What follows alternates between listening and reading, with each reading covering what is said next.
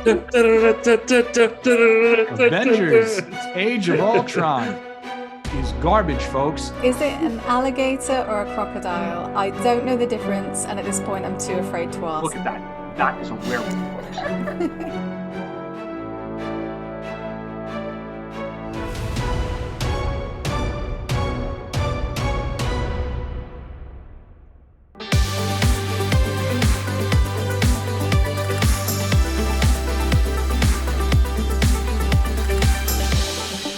What is up, everyone? Welcome back to another episode of Den of Geek presents Marvel Standom Live, where each week we give you the deepest possible dives on all the goings-on in the MCU, Marvel Comics, and beyond.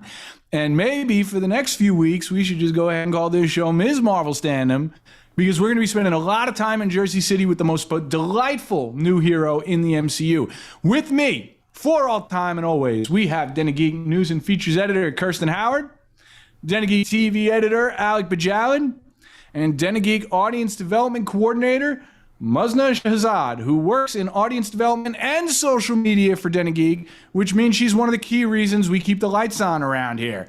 So let's get right into this first delightful episode. Folks, I promise everybody who stuck with us through 6 torturous episodes of Moon Knight, this is going to be all good vibes for the next hour. Kirsty, why don't you start us off? Tell us what happens in Ms. Marvel Episode 1. Just a word of warning, folks. If you haven't watched Ms. Marvel yet, we're talking spoilers right from the get-go. Let's do this. Mike, I've got to tell you, I forgot to write that down. So for the first time ever, I'm going to let you down. I'm so sorry. I didn't write down what happened in the episode. But hopefully everyone watching watched the episode and knows exactly what happened. And my fingers crossed. Sorry, guys. All right. Well, so for anybody who doesn't know how we usually do this, usually Kirsty has an incredible, perfect synopsis of the events of the episode.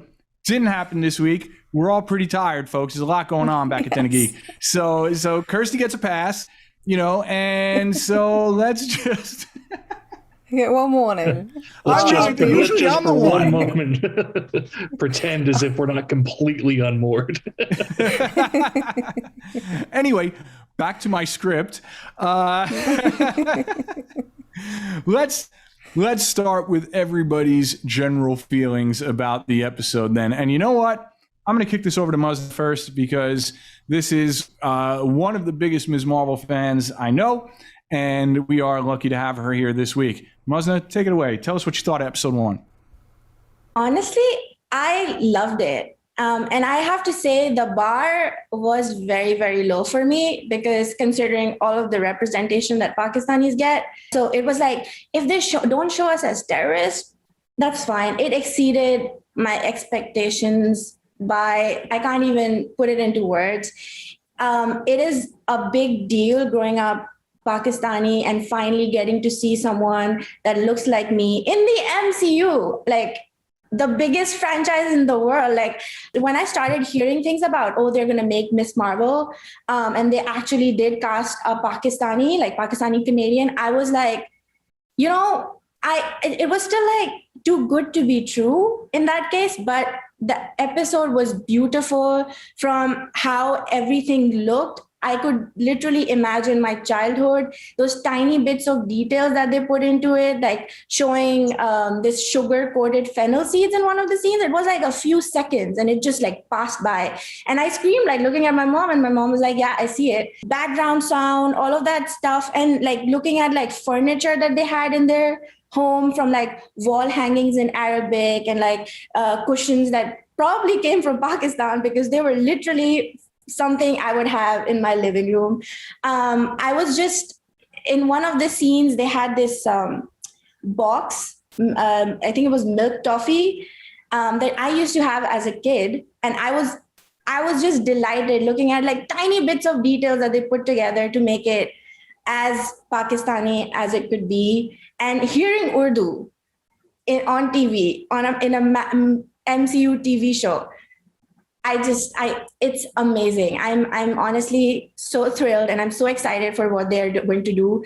And I absolutely loved episode 1. And folks, let me tell you, do not question Maznah's MCU bona fides either. Like viewers of Marvel Standom who have hung out in the Twitch chat know that she has often been dropping little hints about the extent of her MCU fandom for a very, very long time. So as a Ms. Marvel fan, how did you feel this treats the character of Kamala Khan? I will say, when I read the comics, I understood that a lot of her power, the way that she had weird powers, and she thought, like, I'm not normal because I don't look like someone like Zoe, for example, or I don't have the similar name that, like Zoe or Nakia do, for example. And like, I bring pakoras for lunch, all of that stuff that she mentions in comics. And then she also has these weird powers where for people who haven't read the comics, she shapeshifts into Captain Marvel, for example, because that's what she envisions as a hero should be, this white person with blonde hair, and like, this is what she wants. So her accepting all of that, like, it truly represents, okay, all of that she's faced, and finally coming into her own, finally getting what her powers were, accepting it like as her, and realizing that a superhero doesn't have to look a certain way. It has to be someone who's saving the world or doing good. So I understood all of that, but going into the show, you see like they've changed her powers, and honestly, I would not know why the reason was, but I do understand it. I wasn't like, looking at the show, I wasn't like, no, but I understand the heritage concept. But what I would say is, like, I don't want them to exoticize it. So I want to see how they handle it, but I don't want them to alienate the community and say, like, this is like a cosmic alien power that they're getting from this heritage that's been going on and stuff. So I do want them to handle it like they did, and probably show a little bits of, the stuff that she faced in No Normal. But I'm not disappointed. I understand that they couldn't exactly replicate the comics. I'm not disappointed. I would have liked to see it, but honestly, episode 1 was great. And Miss Marvel, Iman Vellani, is amazing. She is Kamala Khan. She absolutely is. Everything about her, from her expressions, she's probably the most expressive person I know. And everything about her. So I'm not disappointed how they envision like Kamala Khan into the show. Different from the comics, but still great. Kirsty, you wrote a 5-star review of the first episode of Ms. Marvel for us, and I can't really argue with that score. What did you think? Well, I just loved it. I mean, the whole world is just so rich. There's so much to look at. Everything's super energetic.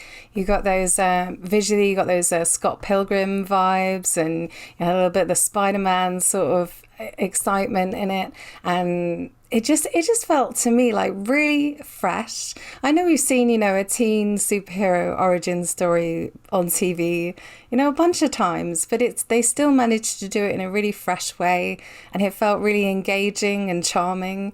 So I just couldn't really find any fault with this first episode at all. It's all the way through, I was just delighted, and I just thought it was, just good stuff. We'd been through some very much mixed bag energy with Moon Knight. It was very divisive, and then Doctor Strange came out and you guys all just loved it and I hated it, and we just haven't agreed on anything for such a long time, and it was really great to have this come out and just be just really solid and fantastic. So yeah, I couldn't find fault with it. I thought it was great.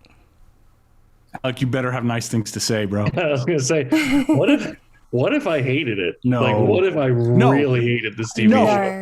because you have a soul, so I know you didn't hate it. Like, well, I didn't hate it. I think it's a great TV show. But to I'm surprised that it works as well as it does, for me at least, because I have to let you behind the curtain. My health, like mental healthscape lately. Like, I've been watching The Boys on Prime Video, which is, the most cynical superhero TV show of all time. It loathes superheroes. They're murderers, narcissists, psychopaths, all in this dystopian, capitalist, fascist hellscape.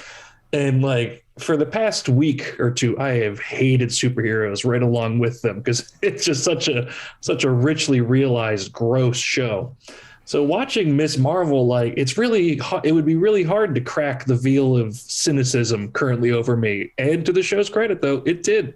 I was properly charmed.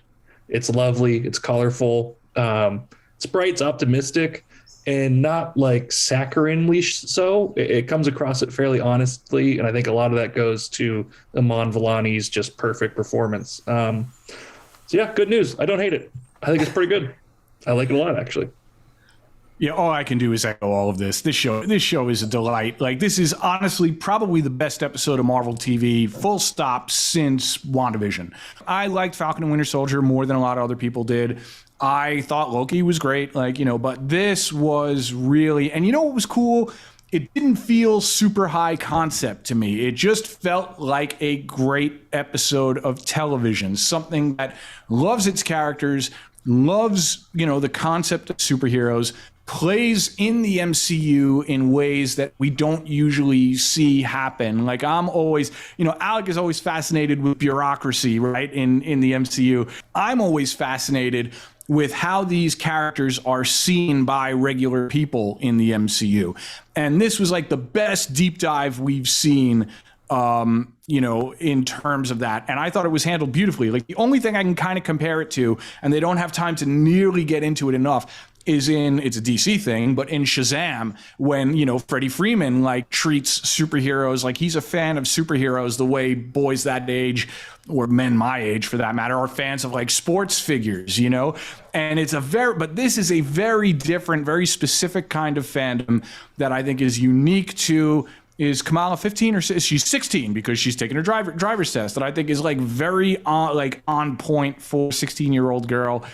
I love it. It's perfect. This is a perfect hour of TV. Many of you know that Spider-Man Homecoming is one of my favorite Marvel movies. And part of that is because of how perfect the cast is and how well the jokes land and how they keep that youthful energy going. And this show has that. This is what I would want a Spider-Man TV show to be like. You know what I mean? So I couldn't be happier with this. And, we've seen episode 2, but we can't talk about it yet. But I'm happy to say that episode 2 is just as great. So next week will be another good vibes episode of Marvel Standom. Just want to acknowledge Aaron in the comments. You are new here. Welcome to Marvel Standom. However, you said I will now watch this purely for Maznah's review because I didn't watch it. Great.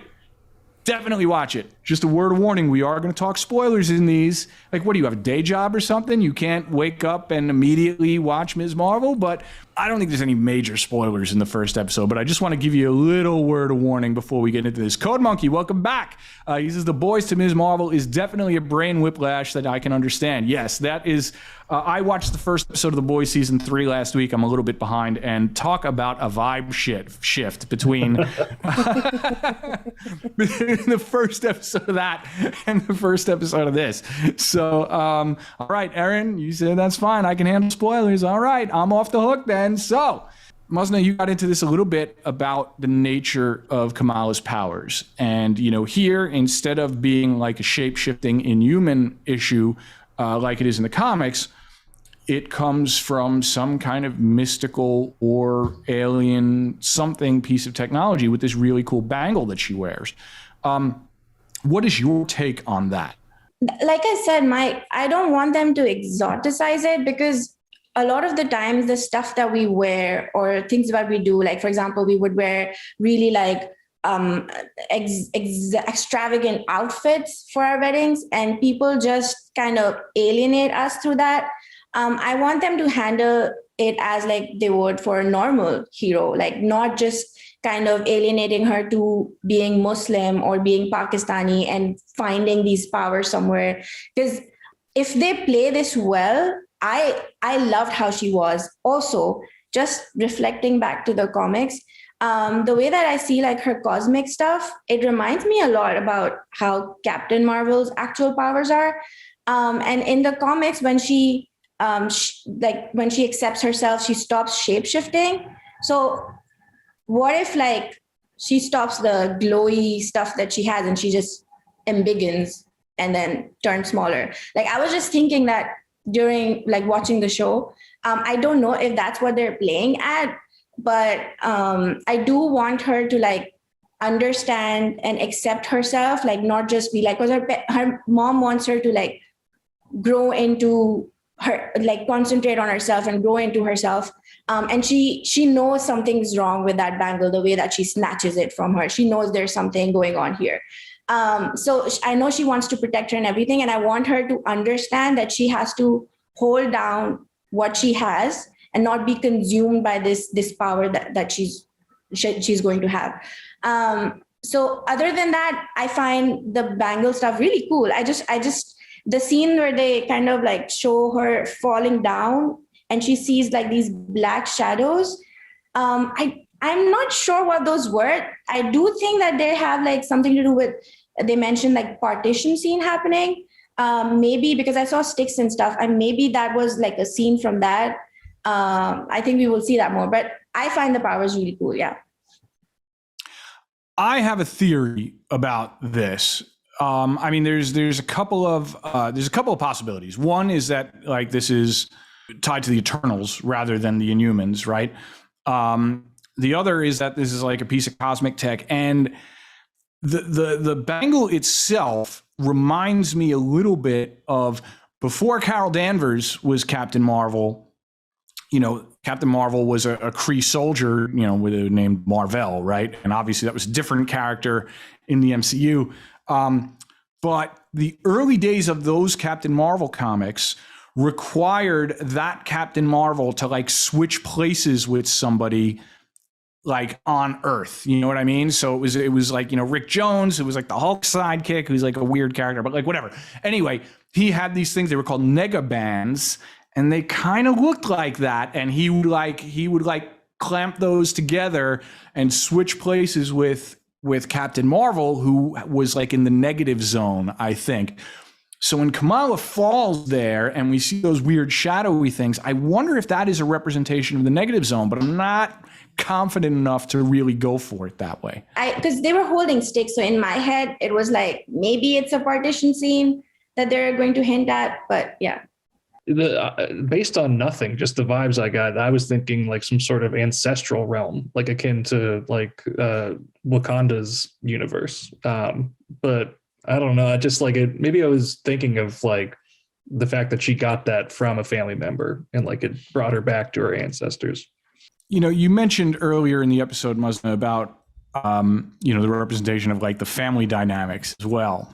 And I don't know if it's okay to say this, but like, you told us before the show as well that you watched this with your parents. So how did that go over? I did. I had told them that Miss Marvel's coming up and I was super excited and I was going to watch it early morning. And they saw everything. And when Kamala's parents and her have these clashes in between them, where they don't allow her to go somewhere, my parents like completely were like, that's not us. And I was like, no, that's exactly you. And one of the lines specifically when she asked, do you not trust me? And I knew what was coming. I knew exactly what the line was coming. And I told my dad, I was like, he's going to say, we trust you. We just don't trust anyone else. And that's exactly what he said. And honestly, I have grown up hearing that. My parents were, and you see that in a lot of families back home in Pakistan where they kind of want to protect you. In our culture, women are considered to be like the honor of the family. So they want to make sure that they're going to the right path and all of that. So there's a lot of burden of like maintaining your family's name and all of that, which is why like, you know, I kept like referring to them, like they've kind of like changed how they think now. But at that point, like when I was being raised, that's how it was. And like seeing that back, I was like, this is exactly like my childhood. And the hug scene that happens, my dad was like, no, we never do. We've never done that. And I was like, you've embarrassed me in a lot of ways. Probably never turned green, of course, but yes, a lot of ways that has happened. But honestly, like seeing Kamala and her parents, it reminded me of my childhood and how I was with my family. Yeah. I found all this stuff charming, but I'm not, again, my cultural reference points. I mean, I'm not the guy to determine whether this is, whether this is correct or not. But I do just appreciate like the vibe of overprotective parents. And as an Italian, like the moment when Kamala's mother like magically produces like just an infinite amount of food for Bruno to take home to his grandmother, I can relate to that. Like, I feel like this is something that spans cultures. This is something that we have in common. So yeah, 100%. Every time my friends come over, they will not leave without food. My mom will get them something packed. And then she like, oh, the spicy stuff is right at the end. She would, of course, make something really spicy for someone who actually appreciates the spice level. So moms are like, yeah, it's a Brown family tradition also to make sure everyone eats. what do we think about the supporting cast? Because I mentioned this before when I talked about Spider-Man Homecoming. Like these, a big part of the strength of this is just how natural all of the kids feel to me. Does that ensemble work as well for everybody else? Oh yeah, no, the kids are great in this. I think Kamala and it's Bruno, right? Their relationship and their friendship is just so adorable and lovely. There's this one moment in the episode, it's one of my favorite moments in the episode, where Kamala's, is telling him her plan, and she's just going at 100 miles a minute, like, and then she just said to me, "Are you even listening to me?" And he's like, yeah, keep going. And I was like, that is the kind of, energy that you want in like a best friend. So I really appreciated that. There was a lot of good moments in this episode. I also liked when at AvengerCon, the giant Mjolnir came down, and you thought that like Kamala was going to rescue Zoe, and then she just got thwacked with it. I was like, oh my god, just an amazing energy between all these kids, and even the this sort of slightly antagonistic relationship she has with her, I think feels like it could be a really good friendship in the future. It feels like they could be a really tight-knit group together. So I'm looking forward to seeing these evolve. I haven't read the comics, so I don't know how it turns out. But yeah, I'm excited to find out. With Bruno and Kamala, they're absolutely as sweet as they were in the comics, probably more actually. Looking at it, one thing that I noticed and I was very excited about was when Bruno says, when they're talking about like she needs to have like something of Pakistani, he actually says Pakistani and not Pakistani, which was like a very nice detail, because if you've been friends with a Pakistani person for that long, you will say it correctly. And no one I know has said like Pakistan is Pakistan. I was very delighted by that. I will say one thing with Zoe though, and maybe they kind of bring it up in episode 2 and episode 3.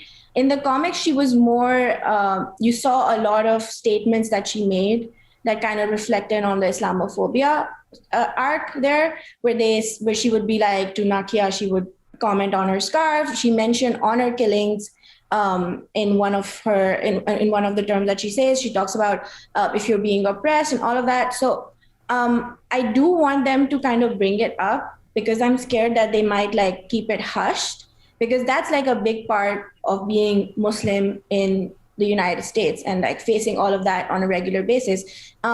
So I do want them to like not just like put it under the carpet that it doesn't happen. And I want them to reflect on it more, because even in the comics, that kind of makes her think that there must be something wrong with her because people are commenting on her like that. So I feel like that they should really bring it up more, and kind of like even Zoe grows in the comics. So I feel like she needs that to actually get to the character development that she needs. Yeah, I can definitely. I have not read a ton of Ms. Marvel comics. I've read, the entire first series, like the first like 4 or 5 volumes of the trade paperbacks, basically, and this is not like a typical mean girl character, it's not like this is definitely a character who grows who means well. You know, I think the Islamophobia that Maznah refers to is often like unintentional, which doesn't excuse it by any means. You know what I mean? But I kind of feel like that rings true. Like the things that people kind of say as, you know, in offhanded ways, not realizing how awful they are. So I'd be curious to see if Disney Plus is willing to push that at all.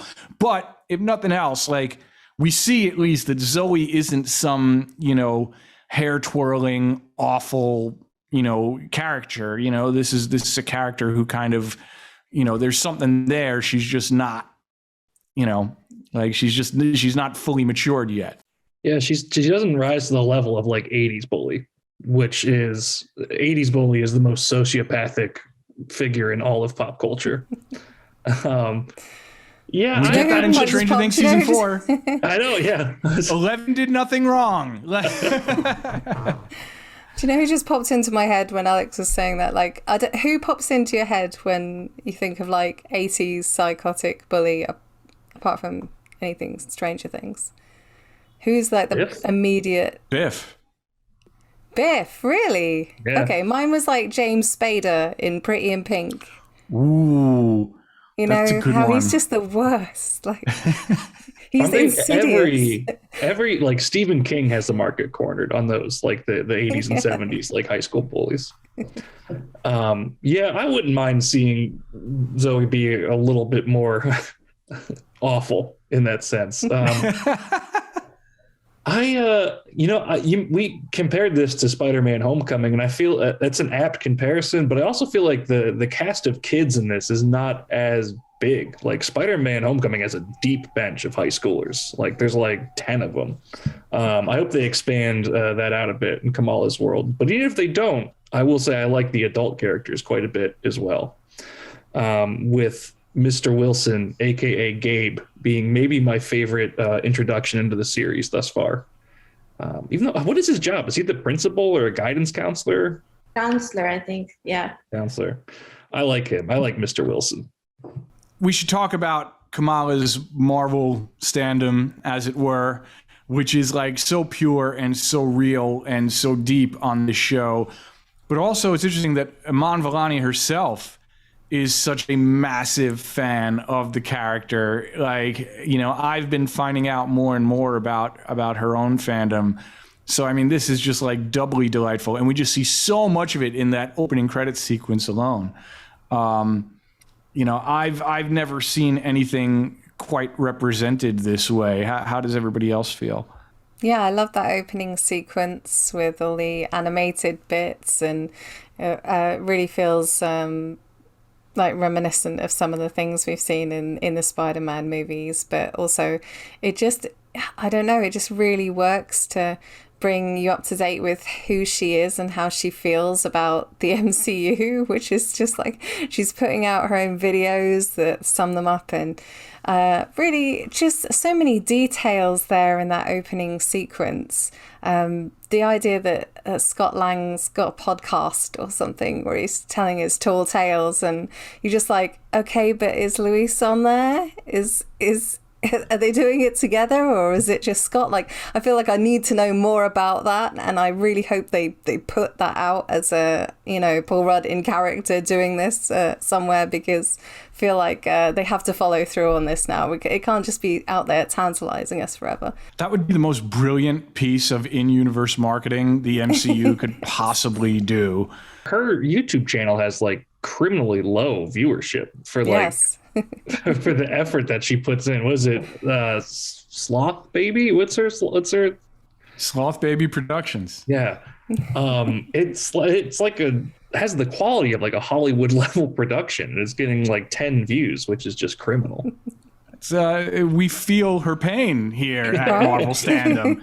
Andrew Halley, our producer, who does these incredible animations throughout these episodes and who is like on it with the clips like nobody's business, is like, I know.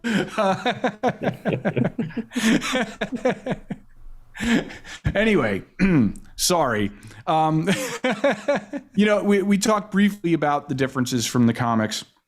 And again, I'm not the biggest comics expert, but make sure you check out denofgeek.com/Marvel, because later today we are dropping a massive Easter egg and comics reference guide from Delia Harrington, who is one of the great Captain Marvel and Ms. Marvel experts out there. So it would have gone up earlier, but it's a lot of work for me to actually get it in the system. That is how comprehensive and awesome it is. So keep an eye out for that. Even though there are obvious differences from the comics, we've talked about the difference with Kamala's power set, right? And you know, they've played around with with the way her origin story plays out. In particular, her first kind of moment with her powers and as Ms. Marvel is it comes at AvengerCon, whereas in the comics it just kind of comes at a party on the Jersey City waterfront, and both involve a rescue of Zoe. But I understand like the way they did it at AvengerCon is a little flashier. It's a little, it makes a little bit more sense for TV. Personally, like, again, as somebody who has read these comics and finds them just as delightful as the show, I feel that any changes, like, it's just kind of, it would be petty to really complain about those, because it's so true to the spirit of those moments. You know what I mean? Maznah, how do you feel? I will say I understand, like, every comic fan saying that this is not what Miss Marvel was. I understand it, because reading the comics, the essence of who she becomes and who she is her weird powers. But I still see like the embiggen stuff and all of that in that. The only thing different here is the Inhuman part, which Marvel didn't want to touch here. Maybe she turned there's a connection they make later on. But I wasn't disappointed, but I will say, like, I understand, like, I fully understand why people think this way. But there are so many bits and pieces that they take from the comics. So the line that her Abu says to her brother, where he's like eating, but he's reciting like a prayer, that's right out of the comics. Like, if you don't stop like praying long enough, you would starve to death. That's literally in the comics. So like these bits and pieces, and how she saves Zoe, like she embiggens her hand, that was right from the comics, because she pulls her out of the water like that. So stuff like that, it's in the comics. Like you said, the spirit of who Kamala is, Iman Vellani is absolutely so delightful in that. It doesn't disappoint me. And I'm really excited to see how they handle it going off, like, because this is really completely new to me, because they've not followed the comics at all. So it is exciting to see how they handle it, how they do it. But yeah, I'm optimistic, honestly. As the non-comic reader here, what are her comic powers? Because from what I understand, I think just like watching clips of that Avengers video game, it's just like appears to me that she's stretchy, like Mr. Fantastic. Is that it, or is it more complicated than that?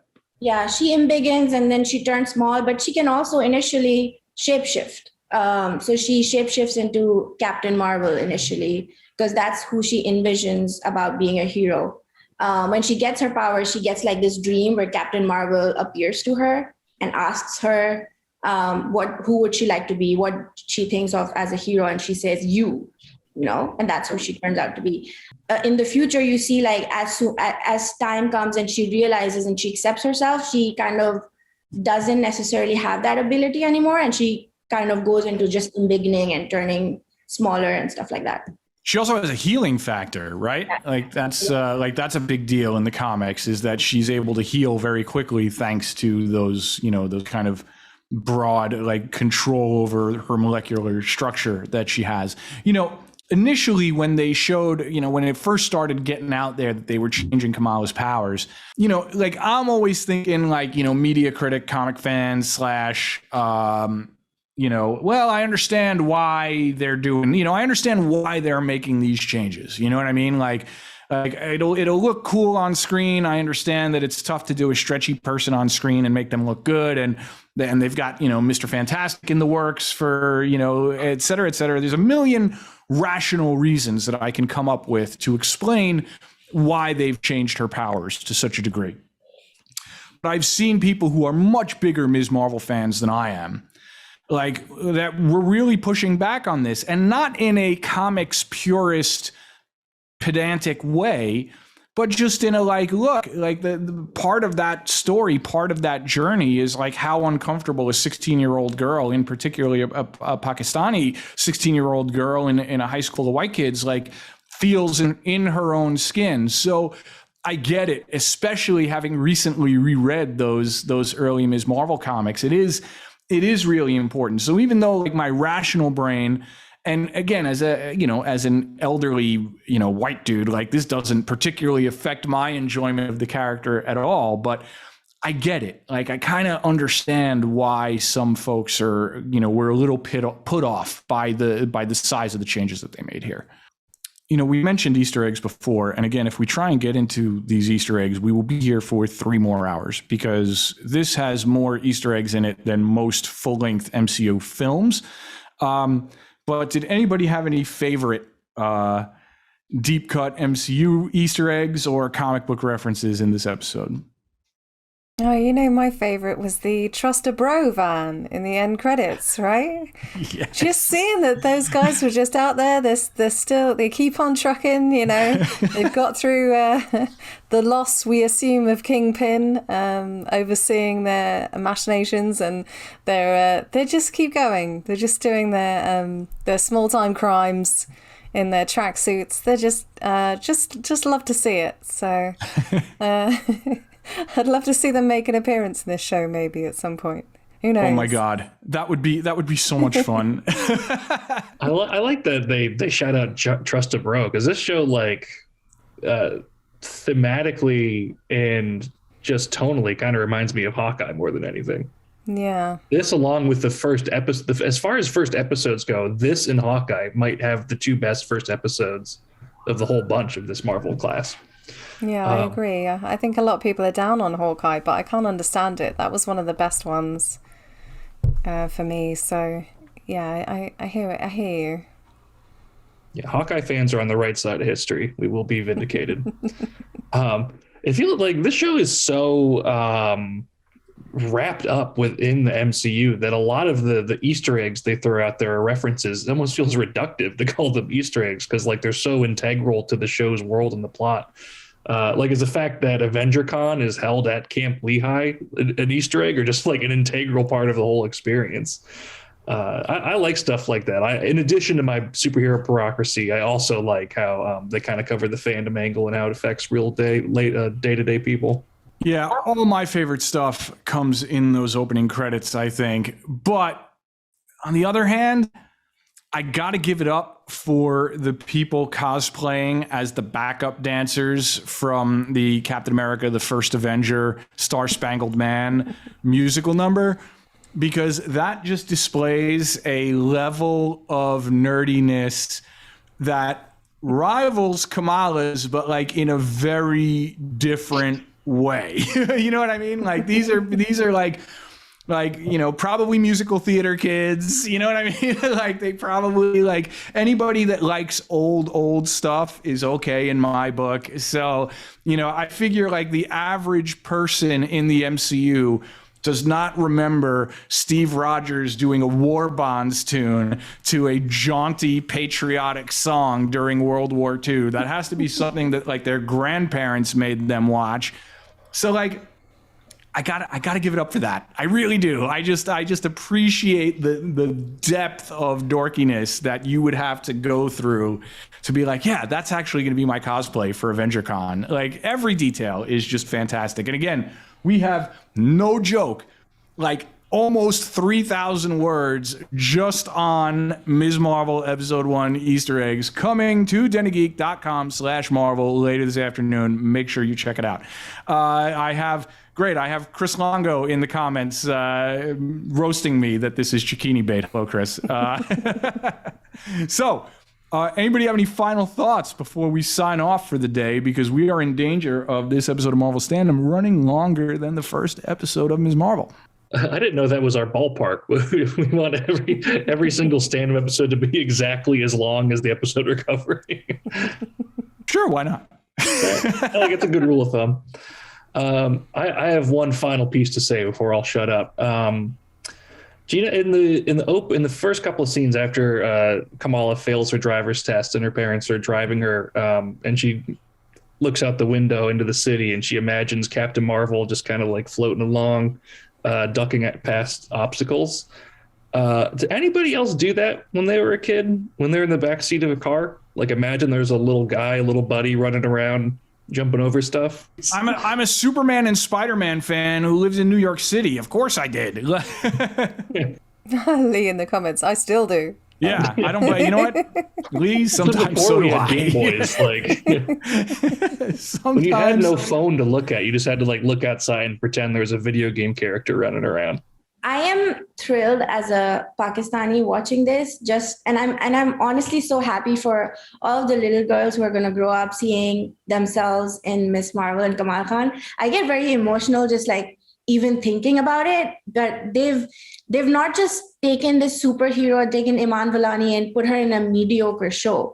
This episode was amazing. It was amazing because they paid attention to like really tiny details.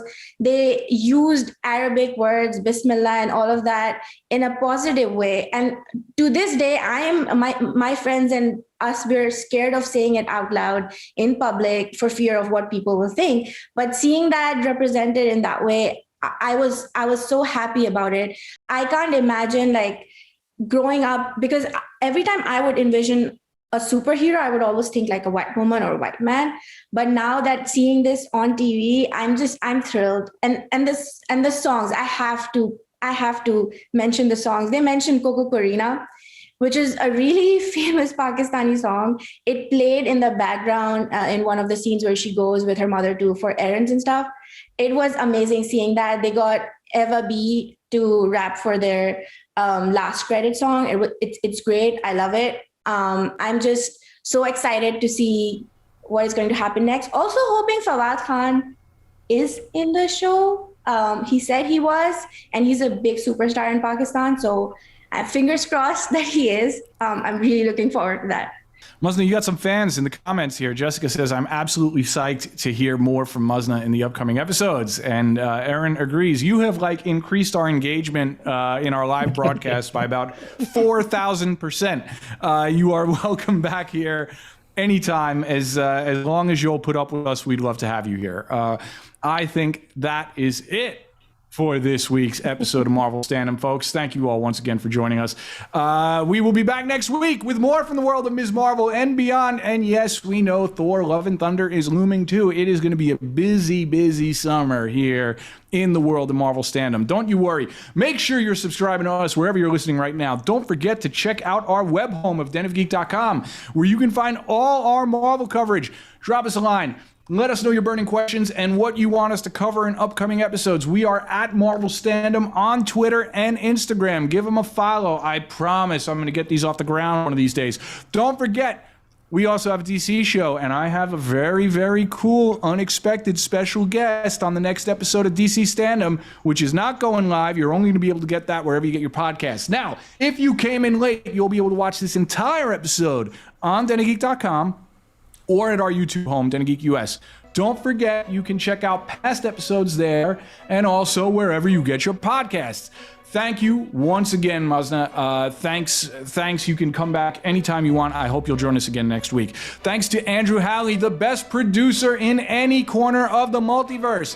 Thanks to Den of Geek social media coordinator Lee Parham for making sure you all behave yourselves. Even though, Lee, I saw your comment about me being middle-aged. Maybe somebody's got to make you behave. Anyway, go follow our TikTok at Den of Geek TV, where Lee is making great stuff. Special shout out to Michael R. for making the podcast version of Marvel Standom all it can be. And most of all, thank every single one of you for watching, listening, and most importantly, following and subscribing. This has been Marvel Standom on the Den of Geek Network. Until next time, remember, folks, we stand together.